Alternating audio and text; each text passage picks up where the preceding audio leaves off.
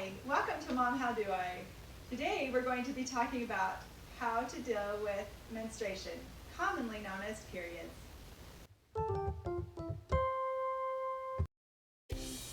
Menstruation, commonly known as period, is a natural biological process that so many people go through every month. This is a process that the human species depends on. There's no reason why this needs to be taboo. Menstruation is a subject that everyone needs to know about and be aware of.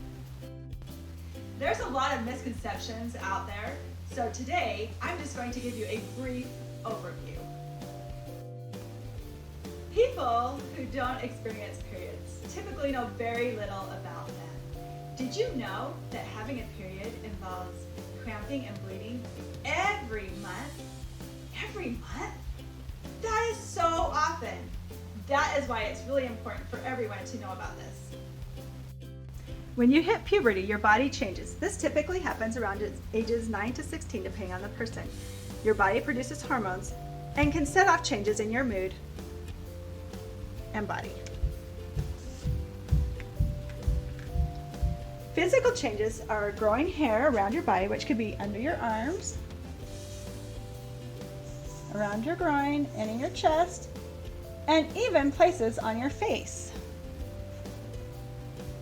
Everyone, no matter your gender, will get hair during puberty. Color and thickness change depending on the person, just like the hair on your head. Once your body starts going through puberty, you also need to make sure you are showering regularly with soap and wearing deodorant.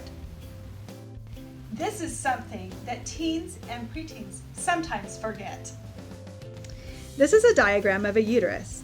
A uterus is where a baby grows when you are pregnant. You will have a period every 28 to 30 days on average.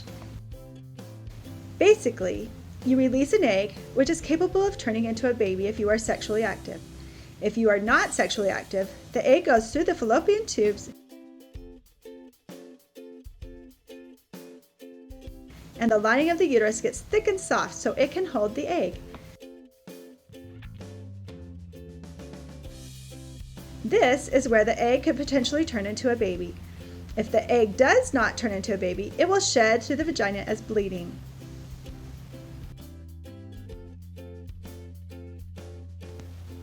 The shedding can cause painful cramps. What can you do to prevent these painful cramps or make them less painful? You can exercise, you can take a nice warm bath, you can drink some water, you can take a warm cloth, put this under warm water, and then place it against your stomach area. You can also take some Pamprin or some ibuprofen to help with the pain. You might want to use a therapy gel pack. For this therapy gel pack, you can either have it hot or cold. To make it warm, you're going to put it into the microwave for a minute, and to make it cold, you're going to put it into the freezer. You will then place this pack against your stomach.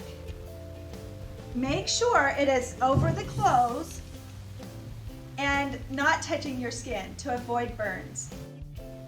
You can do the same thing with a body heat pack. Make sure it doesn't touch your skin directly. If you've tried all of these and it's still very painful, you might consider talking to a doctor about your individual circumstances. It is so important to stay clean during this time. Hygiene is so important to prevent UTIs or other infections. Let me show you some of the things you can use to help stay clean during your period. Pads. Pads come in all shapes and sizes depending on how much you bleed. Change your pad every 6 to 8 hours or more depending on how much blood there is. Even if there is only a little bit of blood or no blood at all, keeping the same pad on for too long can be unsanitary. To use a pad, you will open it up, remove it from the outside plastic part, and stick it with the sticky part inside your underwear like this.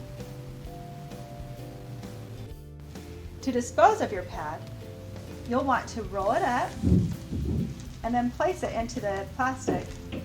Roll that up and put it in the garbage. Some places have a little bag next to the toilet for you to put your pad in. If not, put it in the garbage. Another item you can use is a tampon. Since this is a new process, it can be a little painful at first or uncomfortable. Make sure you use a small tampon at first until you're used to it. There are detailed instructions on how to insert a tampon inside your box. Today, I'm going to just show you some pointers. First, you're going to want to push the tampon through by squeezing the top.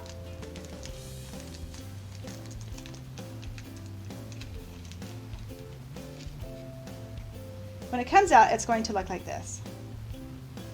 You are going to insert the top part and push the bottom part all the way through, bringing the cotton part up. Then you're going to want to remove the plastic part and throw it away. To dispose of the cotton part, you're going to pull it out by the string, take some toilet paper, wrap it in the toilet paper, and place it into the garbage. It is recommended that you just leave these in from 4 to 6 hours. Change it more often if there is more blood. Do not leave them in longer than 8 hours. Another resource that you can use, if you'd like, is a menstrual cup. These can save money because they're reusable and they have less impact on your environment. To insert it, you'll fold it over like this and place it inside just like a tampon. When you are done, remove it by the end and pour it out into the toilet. These are nice because you can leave them in up to 12 hours. Just remember, this cycle happens every month. It is an important and natural part of life. Mom?